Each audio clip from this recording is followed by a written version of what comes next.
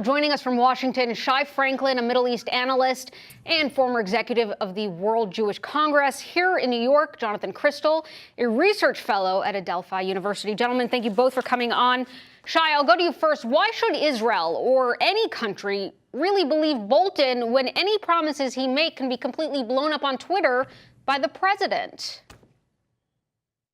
Well, I think the whole purpose of this trip by the National Security Advisor, John Bolton, and Secretary Pompeo, and the Chairman of the Joint Chiefs of Staff is to basically walk back the president's statement. They're doing this under the authorization of the president. So I think the president he shot from the hip a few weeks ago, just off the cuff after a conversation with the president of Turkey. So now this is the walking back, which does damage the U.S. deterrence. It makes the United States look a little bit amateurish, but I think this trip is definitely authorized, and this is the president himself has backed it up with his own statements now. Is that what you believe, Jonathan, that because this is authorized, the president can't change his mind around what they're saying? Well, I think that it's generally true. I think this is certainly an authorized trip. I think Bolton is probably saying what he thinks the current White House position is. But one thing we have seen over the last couple of years is that it is certainly possible that President Trump could decide again and go in the other direction. I think when you look at the statement that Bolton made, that we will stick around as long as there's an Iranian presence there and these conditions, well, those are things that might take a very, very long time. It's not the current mission of the troops there to eliminate an Iranian presence there. So that's not a fight that we're directly involved in. And so if President Trump, who has an inclination to withdraw, sees that this is going on far longer than he anticipated, if he gave Bolton the go-ahead to make these remarks, he could easily change again. Right. I want to drill down on the mission because, Shai, the truth is the mission is to defeat ISIS. It's not to be in Syria for a long time. So how do you balance doing something the allies want with completing a mission and going home?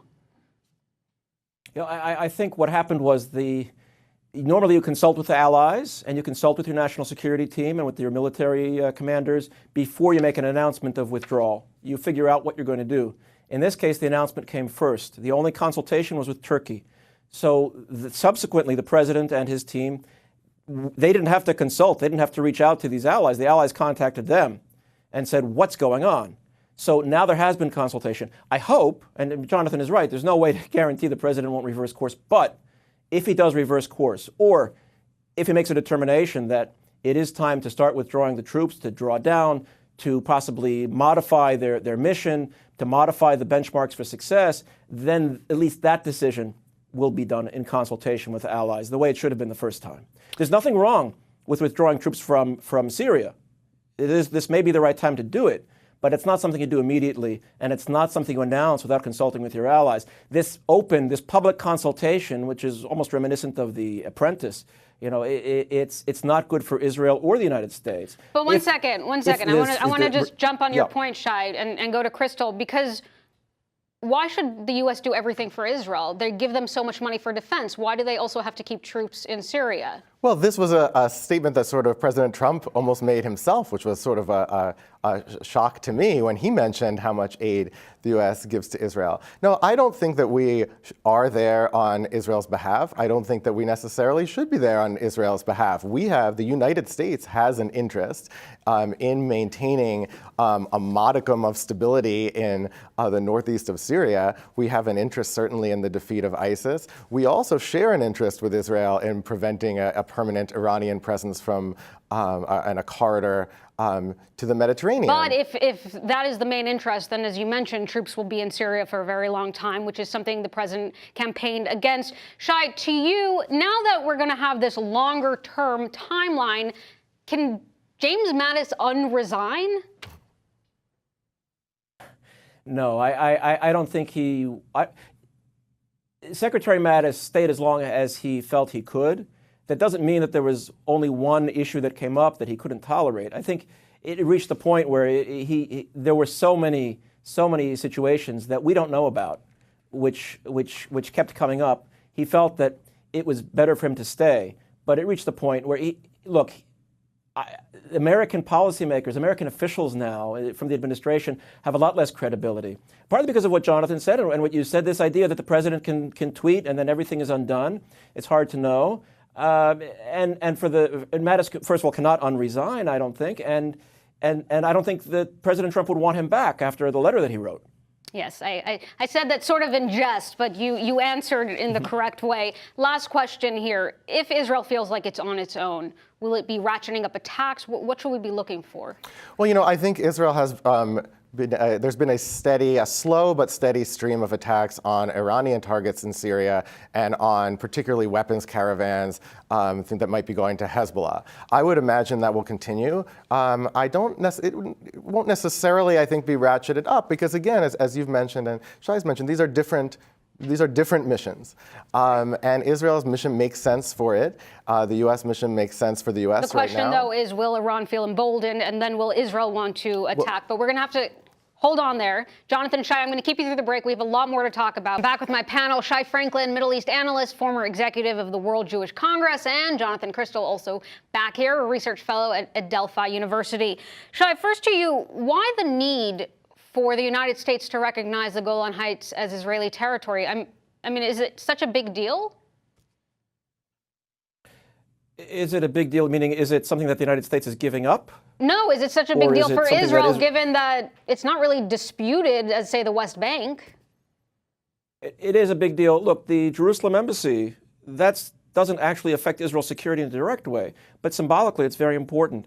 And deterrence is very symbolic. With what's been going on in Syria over the last 4 years, Israelis have given up on this idea that they could give up strategic depth in the Golan Heights in exchange for some peace. First of all, who are they going to make peace with? And secondly, with what's going on, Israel's security is really is actually now threatened. So it's a very popular issue in Israel. It's popular, and there's a national security incentive from the Israeli side. The United States is ready to do it. Otherwise, given the close level of coordination.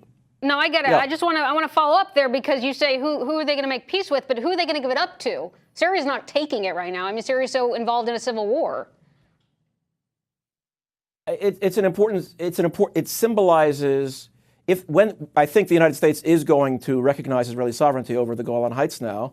That's why Prime Minister Netanyahu felt he could make this open request. And once they do that, it makes Israel feel more secure and gives them a little more freedom of operation. It tells them the United States is on their side. Okay, with this doubts after the announcement of withdrawing 2,000 troops from Syria, this gives Israel a little more reassurance on not only on the symbolic issue of Jerusalem, but also on the very substantive security issues in Syria. Okay, so you're tying those two things. Shai's tying those two things together, Jonathan. The withdrawal of the U.S. troops, Israel wants reassurance by the United States recognizing the Golan Heights. But we also know that Trump has said, I gave you the embassy, now you're going to have to give up something in return. So if he also recognizes the Golan Heights, then Israel may have to give up more. Well, we'll see. I mean, we'll see what's in the as yet unrevealed and, in my view, possibly non-existent peace plan. But, it's... Well, we know there's something cooking. We know something is going to possibly come this year. We don't know if it's non-existent. I mean, there is enough talk about it. Which we also could have said a year ago today. Fair enough. But the thing with the Golan Heights is, as you said, look, this is fine. I think it's okay if the U.S. does it. I wouldn't worry too much about what happens on the other end. But the question is really why now? I think that because it's not disputed, really. No one is calling for Israel to give it up. That's why I was asking Shai those questions, is because, I mean, if you travel Israel, you go to the Golan Heights, it doesn't feel disputed. It doesn't feel like other parts of that region that people are fighting over necessarily. Right, and the idea that this would one day not be a part of Israel is sort of ludicrous. In the 90s, when Ehud Barak talked about this, or maybe around the year 2000, you travel around Israel, you have bumper stickers that say Ha'am im HaGolan, the people are with the Golan, everywhere in the country. Like, the idea that this is going to be negotiated with whoever is. But on the other hand, as Shai pointed out, it is a symbolic thing for Israel that needs reassurance. And Shai, I want to bring you in here because Jonathan mentioned the people, he mentioned the bumper stickers. How are people living in the north feeling right now with everything that's going on? Well, they feel a little threatened, but I mean, there have been times in the past when the North was threatened, when there were, in the old days, when there were shells, then there were rockets, now they're worried about missiles. So this is not so new, but with Iran actually mobilized in parts of Syria and Lebanon, I think it's a much more important concern, not only for people in the North, but for people across Israel. All right, you want last word, Jonathan? I just think it's also important to keep in mind that in the upcoming Israeli election, it would look, I think, extremely good for Prime Minister Netanyahu to be the prime minister who, after almost 40 years, managed to convince a U.S. president to recognize you're being Israeli cynical sovereignty here. there. All right, Jonathan, fair enough. Jonathan Cristol, Shai Franklin, thanks to both of you for your time.